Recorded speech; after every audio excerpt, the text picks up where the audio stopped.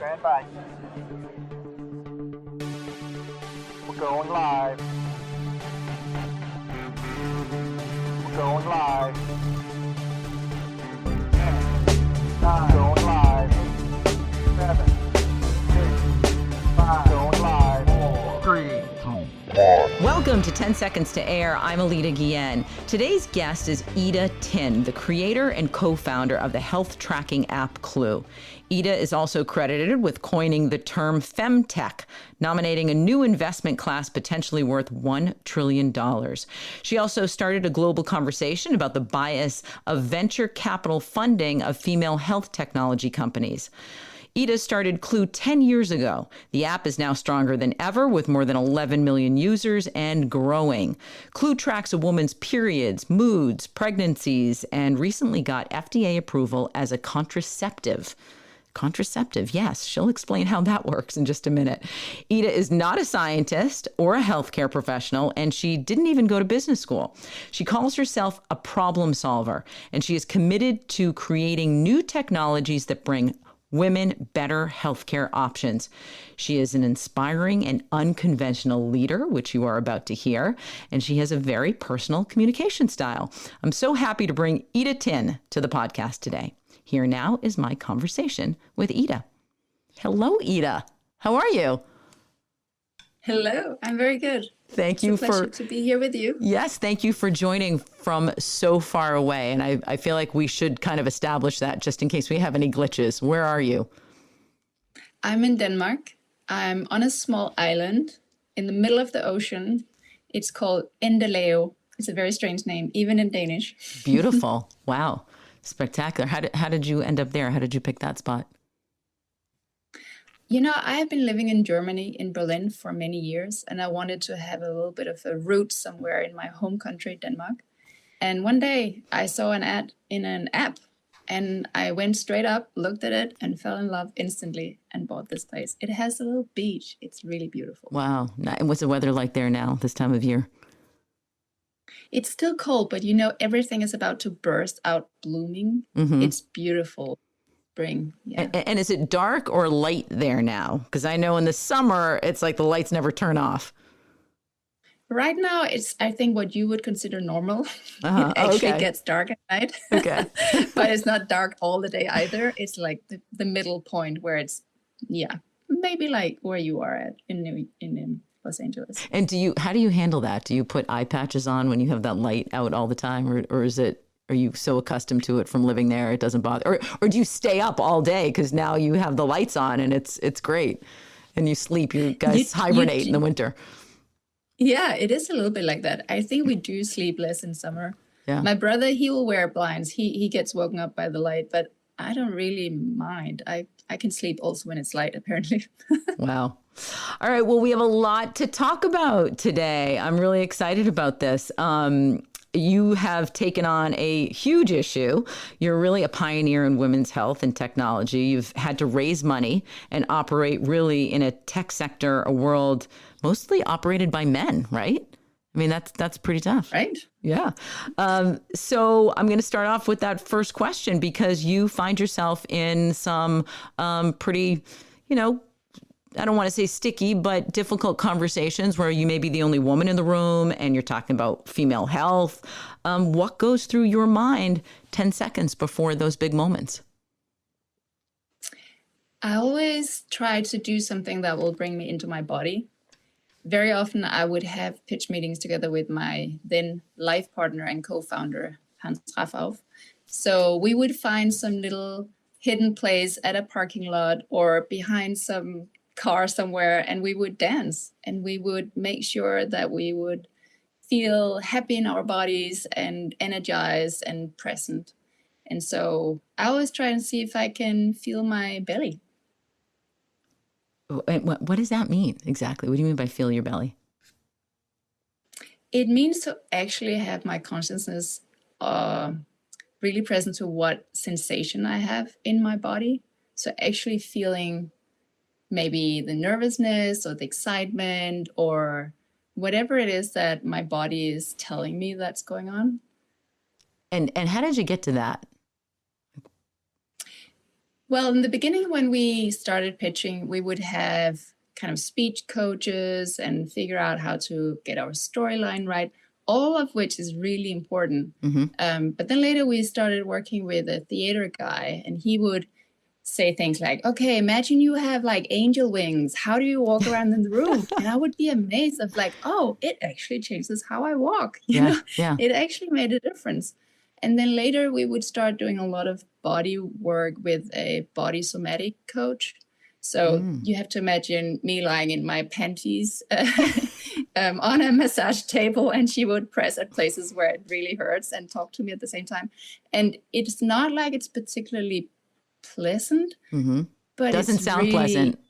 Does not sound pleasant. No, but it's a little bit like talking to a therapist, but then just, your body stores and remembers all the things that has happened in your life. And so when you start touching your body, you can access things very fast. So it's like a supercharged type of therapy. But what I also find is that it could really ground me. I could feel my legs in ways I would always, or, never feel otherwise. So, and I think that's probably the one thing you really want before you go into a pitch meeting or something else that feels important, is just to be grounded, feel that whatever happens, you have the space inside of yourself to think clearly, articulate what you're thinking, and just kind of, be present. Yeah. What were the early days like? I mean, your pitch meetings, do you remember the first pitch meeting that you went into? I do remember the first pitch meeting, because now I think it must have been absurd, because I literally had nothing. I had nothing. I had an idea. I had a really wild idea, but I didn't have graphs. I didn't have user numbers. I didn't have a business model. I didn't have market data. I didn't have anything. Wow. And it was a funny story, because then I actually did eventually get invited to more meetings. So I must, something must have worked. And then along the way, I realized how much of my company they were going to take for so little money. And I was like, I don't want this. and then actually many years later, the guy I had pitched to, he seeked a job at Clue, which was this funny moment of like, just life is so unpredictable. He was a great guy. We didn't have a role that fitted him, but so go back to that. Go back to that first pitch. Who was in the room? Do you remember that? So it's you and your, I'm assuming your partner at the time, the co-founder. Well, actually, this was before my partner had joined the company. So it was just me, and it was a middle-aged white guy from Iceland, of all places. This was at the Technical University outside Copenhagen. So this was people who were used to very nerdy, academic, deep scientists trying to commercialize innovations they had made.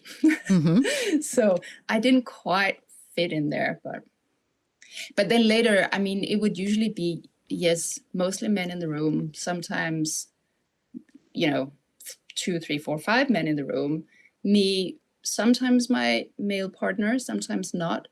I think I got very good at trying to bridge over to their world, talking about things that I feel would resonate with them. So I would speak about data and data privacy and science partnerships and all of the things that they maybe also are comfortable talking about.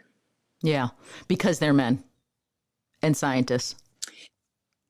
Yes, but also because when we started this, FemTech was not a thing yet in the world. And some people thought what we were doing were for a niche market, which of course is not the case. I mean, half of the world's population has periods, so it's like right. So and the culture around women's bodies and periods and health were not quite as, I don't know if it's liberated yet, but at least it wasn't then. Yeah. So these were maybe unusual things to talk about, and also technology was at a different place. Quantified self was a thing. We didn't have tracking apps yet. We didn't have home diagnostics. There's so many things we didn't have then that we have now. Yeah. So what were you thinking? Do you remember the concept of how Clue started? What made you even Yes. get there? You know, I had tried to be on the pill when I was in my early 20s, and I had a lot of side effects. And I went back to my doctor and I said, oh, I had these side effects. And she was like, oh, yeah, you tried this other brand. And I was like, what? You knew about these side effects and you didn't warn me? What if I hadn't realized that that's why I was feeling, not very well? So, for like all my 20s, really, I was like, this thing about birth control is just a headache. I thought, what if we could build technology that could work with our hormones instead of overriding them? What if we could take out our phone and it would tell us, today you cannot get pregnant? That would be, it would be planet altering. Like, imagine if the whole world had that. It would change so many things. So, and I should also say, sort of in a bracket, that I traveled all around the world on motorcycles with my parents when I was a child. So I had seen a lot of the world. So it sat very deeply in me, the sense that women need to have agency over their childbearing. So I wanted to create the thing that would be the thing after the pill in the history of family planning, because I felt the world needed that. So what did it start out? That's the beginning. What did it start out with, though? Because, and then we're going to fast forward, because you just got FDA approval to actually be a contraceptive. So this is 10 years in now. So it started out tracking your period? It started out with me having a Post-it note on my wall. And it said, Ida Vision Holder. And this was literally the only thing I had. I had this idea. And then I would take all the business cards I'd ever collected in my life, total like weird collection, and I would put them and I would make sort of my imaginary team. I was like, oh, maybe this person could help me with something that's remotely relevant. So I was sort of trying to build this map on my wall of people that could maybe help me get this started. And this is how it started. And the app now, go through exactly what the app does now.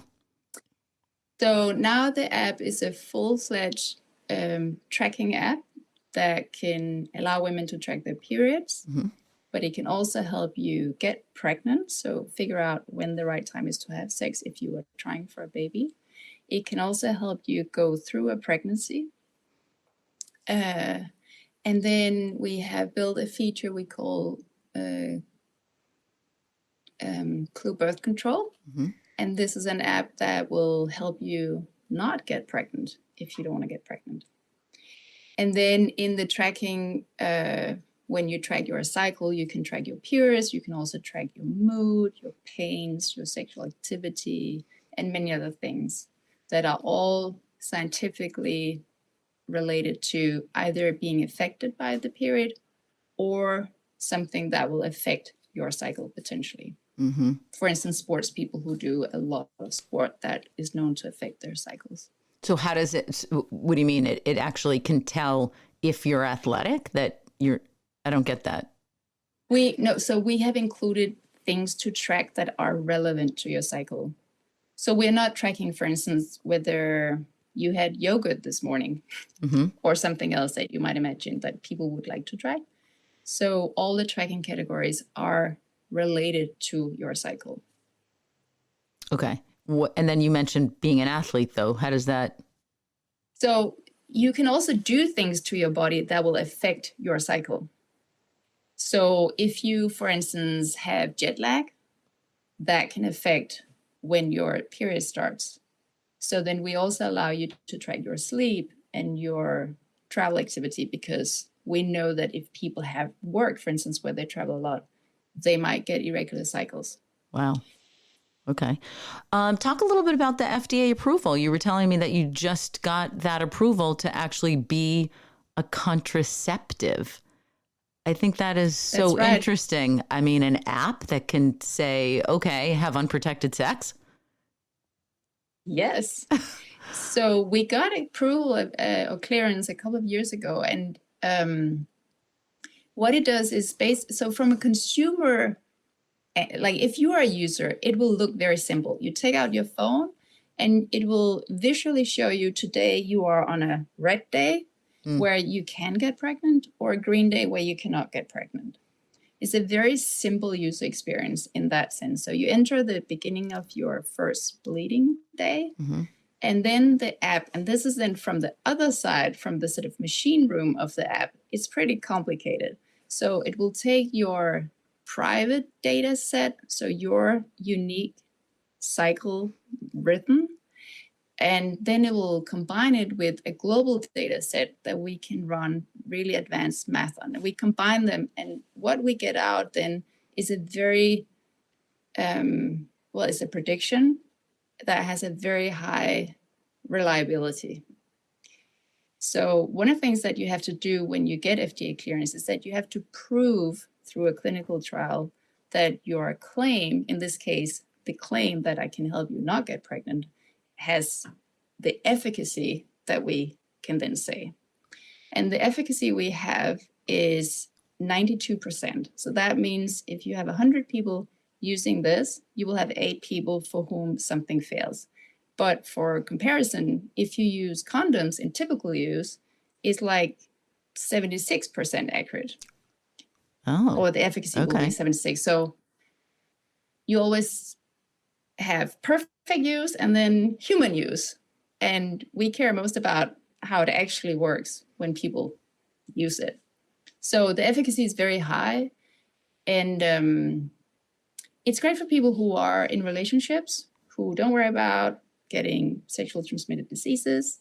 For people who maybe say, if I got pregnant, it wouldn't be the complete end of the world. And it's for people who are over 18. The cutoff age is 42 or 41. I don't remember. So we had to also make sure that the people who end up using this product falls within these constraints. So think of it as a prescription medication. You know, it's great for the right people. For the wrong people, it's not great. Yeah. So we had to show FDA that we could filter out people so that only the ones that are eligible for this product ends up in the app. So there's a series of questions that you have to, that the app asks you to make sure you are eligible, because, I mean, that's a pretty big claim to make, right? What if I get pregnant and the app said I couldn't get pregnant? I'm not going to be too happy with Clue. That's right. That's why we have to also, and another big thing that happens when you get FDA clearance is that you have to show the FDA that you are working within what we call a quality management system, which is basically a way to document everything we do and ensure that everything we do is safe. And part of that is also looking at the data after you launch the product and making sure that what you claimed is actually matching reality. And so far, so good. I should also say that all types of birth control has risks. Yeah. You know, you can forget to take your pill. A condom can break. You can, there's always a risk, and it's the same for us. So it's, it's not legally as dangerous as maybe you would think when you first hear this. People always take birth control at their own risk. Yeah. How it is. You have anybody come back to you and say, I got pregnant on Clue? I mean, do you get complaints that say it didn't work? We have not gotten that, no. Wow. Okay. Impressive. Yeah. So the technology works. Explain FemTech. Some people have not heard of it. You came up with that. How'd you come up with that? I was invited to be at a panel at TechCrunch Disrupt in San Francisco in 2016. And this was the first time they had ever made a panel about female health. And I was on the panel with 3 other entrepreneurs, females, who were building technology. And I was looking at their websites as preparation to see what they were building. And I noticed that the language was all over the place. And yet it felt very similar to what we were building. It felt like we were in the same category. And I realized that we didn't have a name for that category, because it was digital health, but then it was more specific than that. And then I ran around at this conference and I found these entrepreneurs and I was like, hey, I have this idea that we should try and make a term for this. And I'm thinking it could be this. would you feel comfortable if, you were put in this category? So I did like my mini user research, and they were like, oh yeah, that sounds cool. I was like, okay, I'm just going to go for this now. Yeah. And then I came up with this idea on stage. And then Hans, my ex-partner, he was like, we should write a Wikipedia entry and we should trademark the word so that we can make sure nobody takes it and claims it, so that we can make sure it stays a common good. And so we did that. And I have to say, if he hadn't come up with the idea to actually, write it somewhere, probably nobody would have known where it came from. So I feel we're two people who coined that term that way. And now you're getting some traction with it. I think I sent you the article that came out in the New York Times recently about women menopause, and that the hormone replacement therapy is not as dangerous as they once thought it was, or that there's a lot of misinformation around women's health. You've been around women's health in the technology space for the last, 10 years or so. You've seen a lot. Has it changed in any way? Is more money being placed in women's technology? It has changed a lot. The conversation has changed. It's a much more explicit conversation.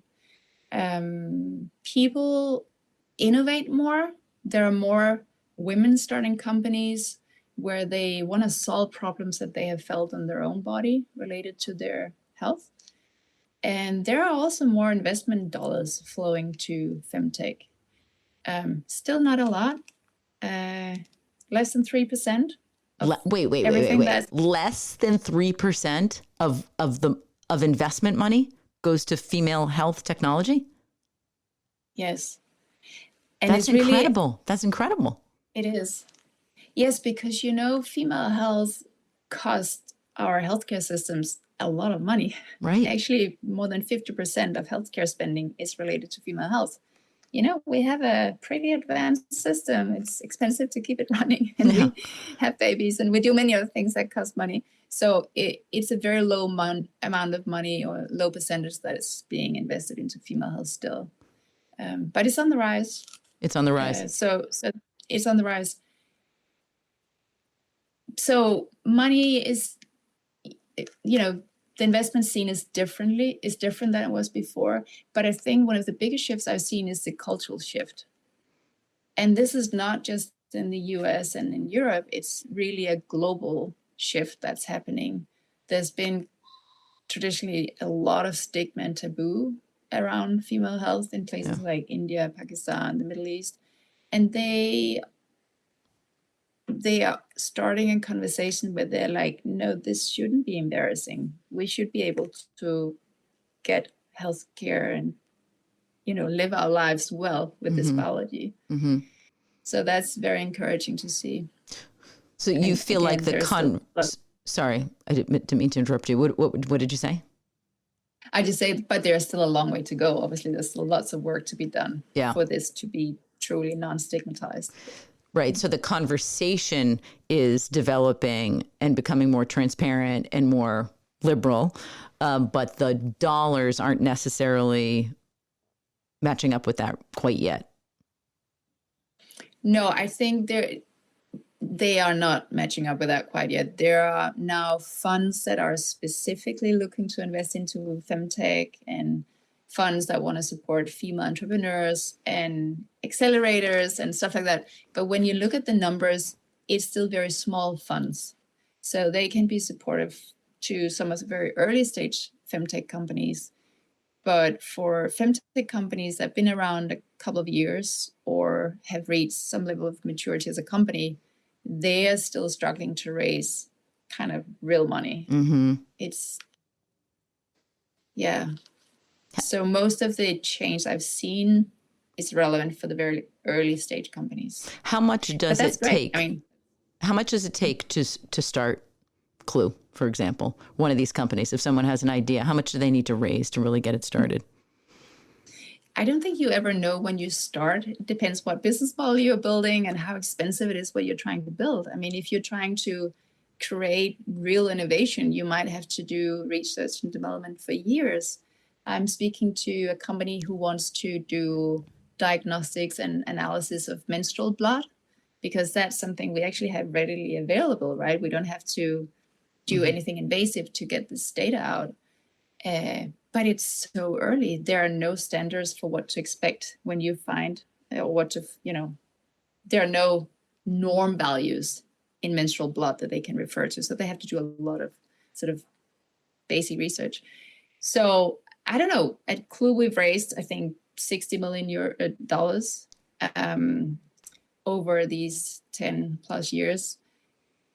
But when you look at what people have raised to do car sharing or e-scooters or food delivery, it's just absolutely peanuts. And honestly, I feel we've built a lot for this 60 million. I mean, once we've built a lot of growth on the app, but we've also done a lot of science projects. We've, been part of moving culture. Yeah. And so many other things. So these numbers are always very relative. Is that a lot? Is it not a lot? I mean, it's, for me, 60 million euros is a lot of money. Yeah, it's a lot of money. But if I'm thinking about other numbers in the tech world, it's not a lot of money.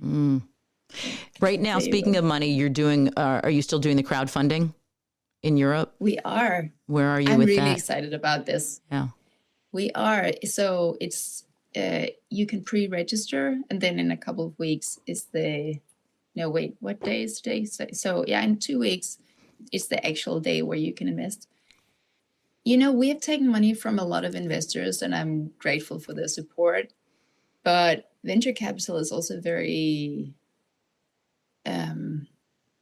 it's a big system. There are lots of players in it. I don't want to go into too much details about that, but the idea that the people who end up using the product can actually own the company or be part owners, I think is really beautiful, because in the end, we built this company because we wanted to solve a problem in the world for real people. And I think when your owners are your users, that helps you stay really aligned, then you keep doing what's best for users. And that's the kind of company I'd love to build. And when you have investors, that conversation can get a little more complicated. Right. Is this the first time that you're opening it up for just users to put, how much do they have to put in? So you can invest as little as $10 all the way up to 100,000, or actually euros, I guess. But your currency is so strong at the moment. That's the same. Yeah, that's true. And can you do it in the US yet, or is this just a Europe crowdfunding? So unfortunately, this platform doesn't allow people outside Europe to do it yet. But we would love to have people pre-register if they're in the US, because if there is enough interest, we would love to do a crowdfunding campaign in the US as well. Most of our users are in the US. So I think it's totally imaginable that there will be another opportunity in the US, but we need to know if people are interested. Yeah. And you're a private company, right? You're still a private company. Yes, we are not on the stock exchange. We are a privately owned, but not me, but by mostly investors. Yeah. And what do you plan on doing with the money that you raise? Where is that going to go to?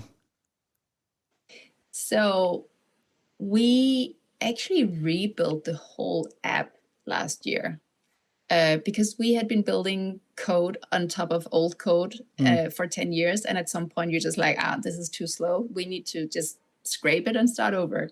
And we did. And now everybody's on the new platform. It went really well. I have to give a lot of credit to the tech team, because this is one of the things that usually don't go well, but it actually went well.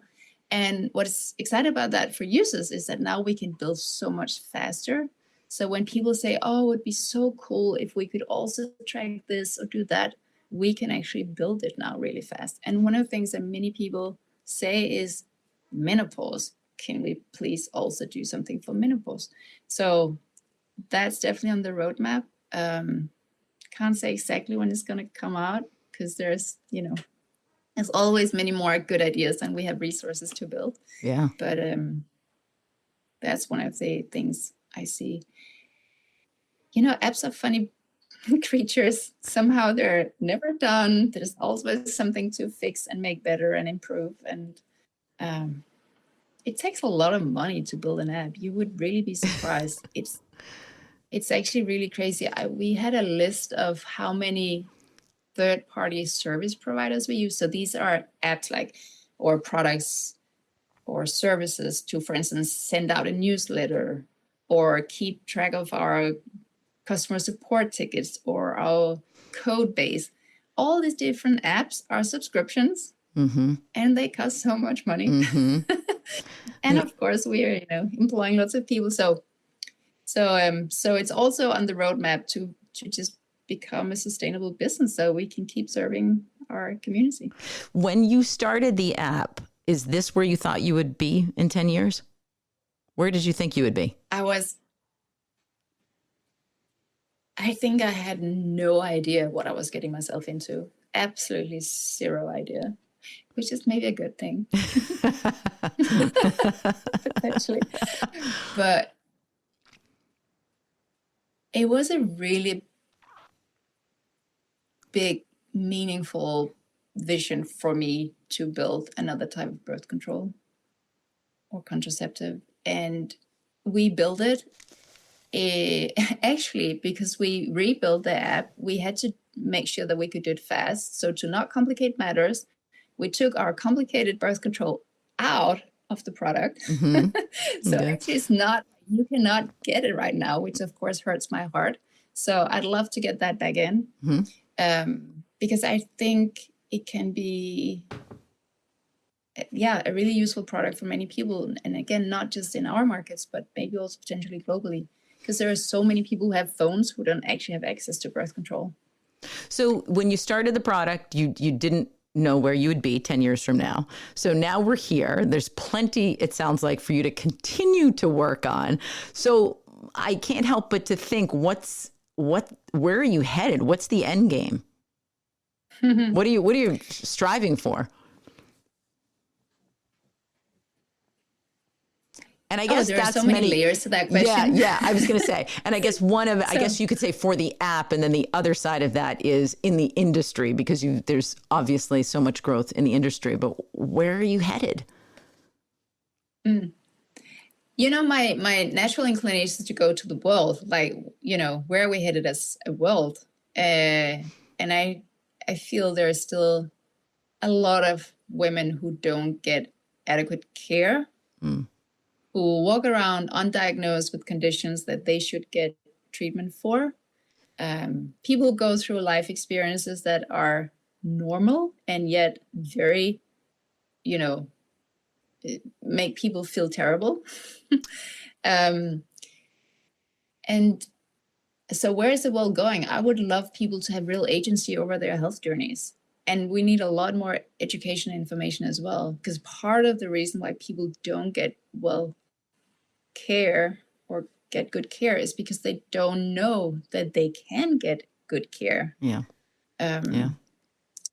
So sort of on a planetary level, we need much better care.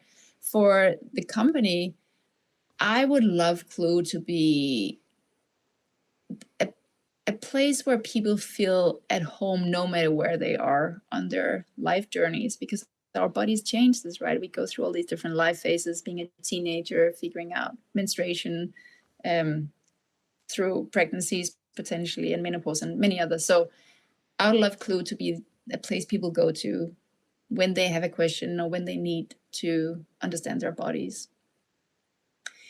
For myself, I hired 2 CEOs 2 years ago to take over, which was felt really beautiful to be able to kind of hand over the farm, to the next generation or something.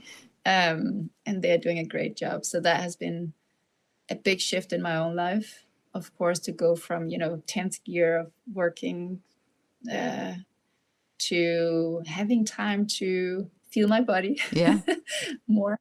And I've written a book, which I'm hoping will come out this year, about FemTech and venture capital and leadership and sort of, my life basically. And after that, I don't really know where I'm going. We'll see. Yeah. Yeah, I think it's so interesting that you did not start off in healthcare. You don't have a business degree, right? I mean, you kind of stumbled upon other businesses, right? Didn't you have a couple other businesses before this? But you don't consider yourself a entrepreneur. How's that possible? What do you call yourself? I know you said you're a problem solver, but Yeah, it's for me, it was never this idea of like, oh, it'd be fun to be an entrepreneur. What business can I think of? Or I like to make money. How can I do that by building a business? Or I like to be on podcasts. What Yeah. will bring me on pod? Like none of that. It was the world needs better birth control or a better type of contraception. And then as I started building that, I was like, whoa, like this data is fascinating. We can do so many things with it. And there's all these trillion other problems that we need to look at in female health. And oh, by the way, people need education because otherwise you give them a data point back and they don't know what it means. Yeah. Okay, my cycle is 40 days. Should I be worried? Is it like, you need to give context to data. So what do I call myself? I don't know. I'm a problem solver. There's a lot of problems out there. There's a lot of problems. There's a lot of problems out there. Sometimes people say, oh, I would love to start a company, but I don't know what to do. I'm just like, just ask people what problems they have. Yeah. Well, and especially with women's health, because women really suffer. And there aren't a lot of answers. And, men should really care about that because if a woman is suffering, there's probably a man right around the corner that's suffering twice as much while she's suffering, right? Right. I mean, it's like you said, half the population, but it's not really. It's kind of the whole population that is going through this together. That's so true. That's really well seen. It's true. It's really true. And I don't think I've ever met a woman who didn't have a story about her reproductive health journey. Something happened. And it's close to heart, These are important things. It really does matter if you have, for instance, I had a very, very smart woman working at Clue. She was my assistant, so I worked very closely with her. And she was telling me about issues. And, I don't think she'll mind me saying this. She's very kind of open about it. But this was just one example of like when you're close to somebody and you see them really having monthly, like real pain. Yeah, suffering. These real suffering, these are not nice to have problems to fix. These are, we must solve them urgently problems. Yeah. Yeah, it's true. It sounds like you're so in tune with your body, which doesn't sound, that far off of you're in this world, this FemTech world, and you have an app that really puts people in touch with their body. And then you talk about how you go in and what you think 10 seconds before air is about grounding with your body. And the culture at your office is also, you mentioned something about people feeling their body. You have a short work week. You have 2 CEOs. You're really unconventional. Are you okay with that? That I say that you're unconventional? Where do you get all that from? Why? Yeah, I've never had a job anywhere that I didn't create myself. Again, not by choice.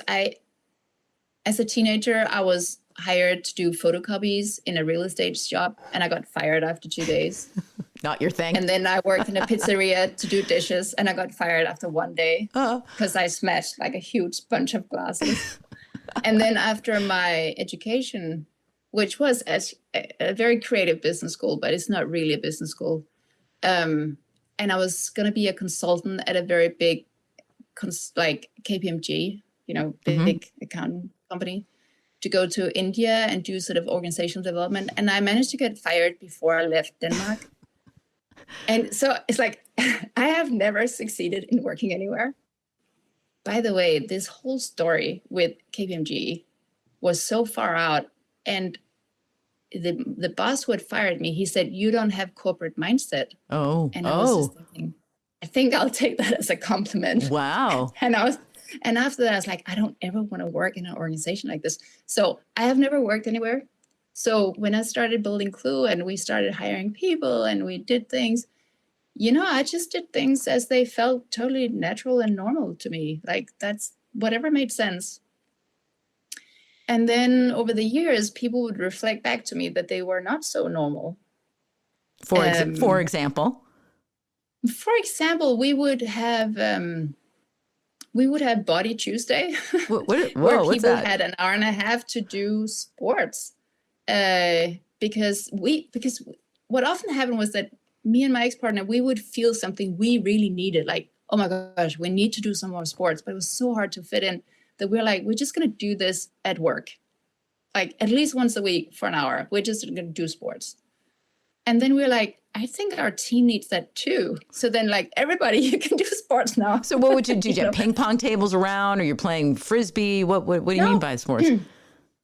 So I had a personal trainer, and I was like, this makes no sense. Like everybody should just be able to come over to the park and do whatever I'm doing with this trainer. So then we became a group doing sports in the park. Some people would go swim, some people would take a run, some people did yoga, like whatever they wanted. People would even sleep. We had a nap room. People would take a nap. We had a body therapist. We had a psychologist there. So these things didn't feel like, oh, what can we come up with that will be nice perks? It was like, we really needed our couple therapy. Yeah. We needed our, psychologist. Yeah. So then we brought the same person in. She was like, you can just book time. And we didn't get any data back from her. Zero. We didn't know what themes had come up or anything. Like this was absolutely private, whatever happened there. And we had the room so that people could have these conversations. And usually you cry. And they could like go right out. They didn't have to walk past the whole team, after these sessions. But often I would start like a meeting with like a 1-minute meditation, which is like, okay, just feel your body, feel your emotions, feel your thoughts. And just like 1 minute, it would totally shift the energy in the room. People would come in and they'd be much more ready for that meeting and aware of, I'm pissed because of something that has nothing to do with this meeting. And, Yeah. So we really try to do a lot of things to raise the sort of relational intelligence in the organization. Yeah. Really get good at talking to each other. And this whole idea of what's professional and what's private, it kind of dissolved for me because I could see people going through their career kind of development at Clue. And when people hit some place in themselves that they were not willing to look at, that's exactly where their leadership growth trajectory ended. Not because I said so, but that's just like, so they were blocked. There was something in the way. There was something in the way. And then just somehow it didn't work. Like they started, they would have conflicts or they would, they would kind of deselect themselves or somehow get out of the system. So we could see that allowing a space where people could go pretty deep really made teams work better, made leaders grow faster, longer. Yeah. So these are some of the examples. We also spent a lot of energy in creating really beautiful rooms. We had a really big circle where people were sitting on the outside working. This was some of the workstations. And then in the middle, we had like a carpet and it was no shoe zone. and these sounds may be a little silly and very simple, but you really have different all hands meetings when everybody's sitting and, became a thing of who had the most silly socks on. And you sit there and you can see everybody. So we did lots of things to really create this coherence on the team. And just to say the FDA clearance, this was 2 years of grueling, hardcore, boring stuff that nobody had done before. Nobody had taken the job to do this kind of work. And they pulled through. Yeah. They went the extra 1,000 miles to make this happen. It was so difficult. And I deeply believe that this only worked because we had done all these other things that made this team so strong, Yeah. So even from a business perspective, not just from a human perspective, but from a business perspective, I really think fostering these kind of cultures where people can. So if I were to give it a headline, I would say we were focused and oriented towards health in its broader sense. Right. You did all that before COVID because many companies had to rethink how they treated their employees, and they're still rethinking it, but only because COVID happened. But you were doing this before that, right? Right. We always did this. Same with data privacy. It's not exactly the same, but it's one of the things where it just feels so natural. Like, of course, we have to treat people's data with the outermost respect. This is the core, and then later GDPR came, the European Data Protection Regulation. And, then there were a media crisis and suddenly everybody felt like, oh, it doesn't look good not to treat people's data well. It's like, of course not. Like, So from the from the beginning, you were very protective of the data that you would collect. Yeah, extremely. Yeah. We didn't even build it back until we felt we can hold this data and feel very confident that we can do this safely. So for a couple of years, 3 years, we're like, no, we cannot hold this data yet. Like, don't give it to us yet. Yeah. It can only be on your own phone. Yeah. And now after COVID, with a very different work life and people working remote, it's a new huge challenge. And I will say I'm not the leader anymore there. If I were, that's something I would spend a lot of time thinking about. How do you keep building that coherence when people are remote? When people are not face to face and they're not able to see each other and have that human connection. Did you tell me that you have a 4-day work week? Yes. So this was actually something that happened. Can I come work for you? Everyone's going to hear this and say, where do I find her?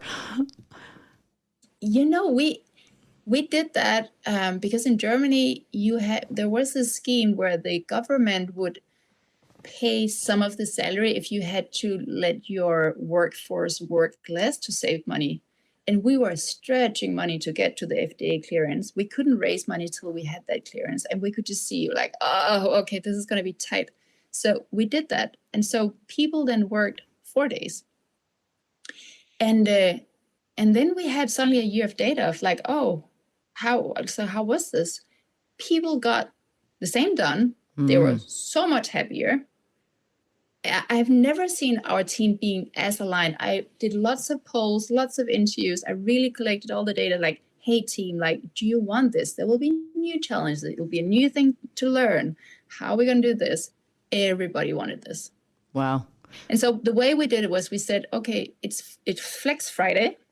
So Fridays, you don't have to work. You can go to the spa. You can do anything you like, but you can also work if that's what you want. You just can't book meetings with other people. But, and lots of people are like, oh, it's just nice to have a day where you can think or you can just finish that thing. It feels so different when you don't have to, but you can. And now there are lots of data and trials and showing experiments all over the planet. Like, it actually works. Yeah. Like, it's a good idea. Yeah. So when I left, that was also a little bit my parting gift. I was just like, we're going to keep this. Wow. And I knew that there was nothing that was going to bring a 5-day work week back. How many employees does Clue have? We have around 100 right now. Do you have a valuation for the company? We do. It's 60 million, which is much lower than it should be. It's really crappy times on the market, but it's fine. Good time to invest in it, maybe, right? It's a good deal. It's a very, very good time to invest. It's way better than I would love it to be, but it's a really good time to invest, honestly. Ida, it's never been stronger, and it's never been stronger. It's a good price. 11 million subscribers. Where did you start off? Do you remember how you started off in the first year?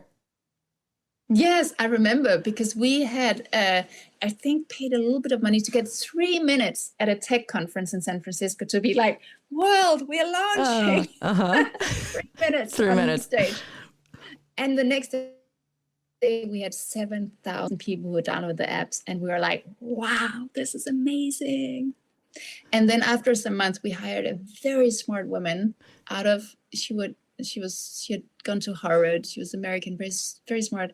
And she was like, we should start working with YouTubers. This was very early. And we're like, okay. And she started doing that. And our growth numbers just went woohoo. And yeah. Yeah, actually we have over 12 million. 12 million now. users. Okay. Just in this hour that we've been talking, maybe, right? It just keeps growing. Oh, I wish. Yeah. Well, No, but people, yeah. yeah. No, go ahead. What people what? No, I was just going to say, I mean, people don't necessarily use an app forever, though we do have many very, very loyal users. But when I kind of add up all the people who have used the app and read our content and whatever else we've done, I think we've touched over 100 million women's lives. Yeah. Wow. Well, it sounds like you still are working on new technology. And women's health is endless. So there's a lot that you can continue to do. And who knows, maybe I'm just putting that out there that you'll start another app for the next age group. And, I have a lot of faith in you, Ida, after talking to you. Now I'm putting all that on you. Well, thank you so much. There's so much in this FemTech world. Thank you for kicking it off. And it sounds to me like My pleasure. that sounds to me like you've got a lot more work to do because you're a problem solver, and we still have a lot of problems with women's health and technology.